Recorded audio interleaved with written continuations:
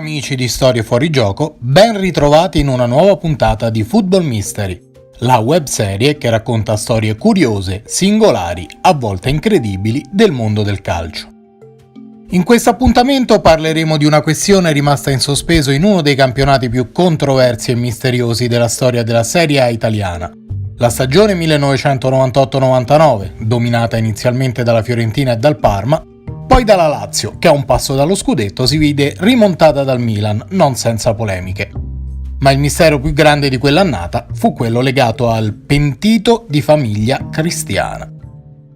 Il 27 agosto del 1999 le agenzie di stampa italiane divulgano un'anticipazione relativa alla rubrica Colloqui con il padre del popolare settimanale Famiglia Cristiana, che all'epoca vantava 5 milioni di lettori. La lettera seguente è destinata a scuotere dalle fondamenta il mondo del calcio italiano. Carissimo padre, ho pensato per tutta la notte prima di mettermi a scrivere e a raccontare tutto il peso che mi porto dentro. Volevo andare da un confessore, ma la grata non avrebbe nascosto il rossore. Poi mi sono ricordato che Famiglia Cristiana è una parrocchia di carta, e allora eccomi qui. Sono un calciatore e mi sono venduto in una partita importantissima. Mi sono comportato in modo da danneggiare la mia squadra, allettato dalle promesse di un ottimo contratto. Mi sono comportato male verso la mia vecchia squadra e i tifosi. Che brutto mondo, padre. Ma io non vivo più da quando ho fatto quello che le sto raccontando. Ho un peso dentro, la coscienza ferita. Ho finito di essere un uomo. Nell'ambiente del calcio si fa questo e altro. Il giro dei soldi ha ucciso tutto e io ne sono rimasto vittima. La gente si allontana dal calcio e fa bene. Forse se continua ad abbandonarci questo sport ne trarrà giovamento e noi calciatori saremo meno vittime. So che ho falsato il campionato, ma chi mi perdonerà per quello che ho fatto?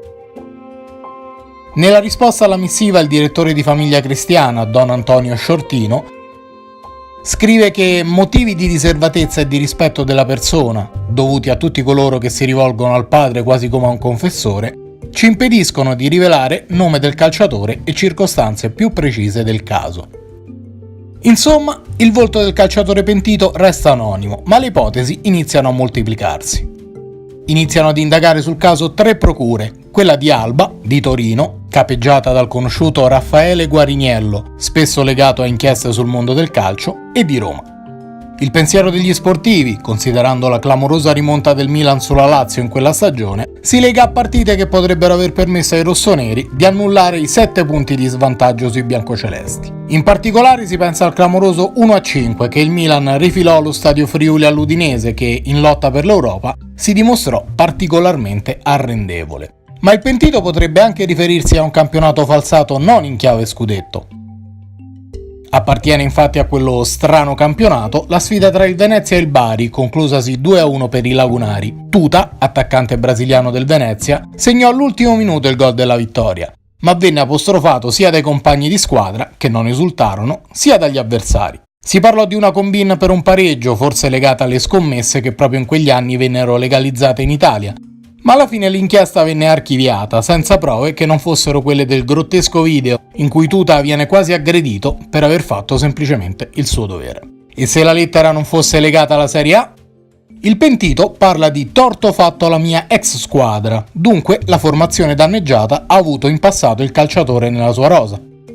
Si parla di un match di Serie C e di Lorenzo Battaglia, in merito a una sfida tra Nocerina e Castel di Sangro. Ma Battaglia non sarà mai indagato e respingerà tutte le accuse. Il problema è uno: Famiglia Cristiana si rifiuta di comunicare alla procura il nome dell'autore della lettera. La procura FIGC archiverà il caso il 5 febbraio del 2000, affermando: il procuratore federale, esaminata la relazione dell'ufficio indagini e rilevato che le approfondite indagini svolte anche in sede giudiziaria non hanno consentito, stante l'assoluto riservo opposto dal direttore del settimanale, di pervenire all'identificazione dell'autore, ha disposto l'archiviazione degli atti. Il nome che finisce nel calderone in realtà c'è ed è quello di Alessandro Calori, anche se non si comprende da subito quale possa essere la squadra danneggiata dal forte difensore dell'Udinese tra le sue ex. Le partite nell'occhio del ciclone sono Udinese-Milan 1-5, ma anche Udinese-Perugia 1-2, che viene sottolineata dal presidente della Salernitana, Aliberti, in merito alla retrocessione dei campani in corsa proprio con gli umbri per la salvezza in quella stagione. Calori si difenderà in lacrime, giocatore notoriamente schivo, si sentirà tradito da chi lo ha accomunato a un'accusa così infamante. Paradossalmente sarà proprio lui, il 14 maggio del 2000, a regalare alla Lazio lo scudetto perduto l'anno prima, battendo la Juventus nella sfida decisiva in una stagione in cui saranno i biancocelesti a portare a compimento una rimonta da 9 punti. Negli anni di Calciopoli, l'arbitro De Santis di Tivoli farà una pesante affermazione su Calori. Sarebbe stato proprio lui il pentito e la Juventus, per soffocare lo scandalo che sarebbe emerso se la Lazio avesse di nuovo mancato il titolo, avrebbe perso deliberatamente lo scudetto del 2000 e, come testualmente riferito da De Santis in procura, avrebbe fatto in modo che fosse il difensore Calori a segnare il gol decisivo. Al centro dell'inchiesta Calciopoli, Massimo De Santis fu protagonista anche in quel campionato per un gol inspiegabilmente annullato a Fabio Cannavaro in Juventus Parma, la partita precedente a quella che portò all'assegnazione dello scudetto alla Lazio. Un altro mistero con le polemiche che furono proprio azzerate dalla vittoria del titolo da parte dei biancocelesti. Ma in quei 2 campionati di Serie A accaddero cose inspiegabili, così come queste dichiarazioni di De Santis, visto che Calori venne dichiarato estraneo alla lettera e ricevette anche un risarcimento di 20.000 euro per calunnia. La redazione di Famiglia Cristiana, l'unica a conoscere la verità sui fatti, non è mai più tornata sull'argomento. Se il video ti è piaciuto non devi fare altro che lasciare un like e soprattutto iscriverti al canale per essere sempre aggiornato sui prossimi appuntamenti di Football Mystery. Alla prossima!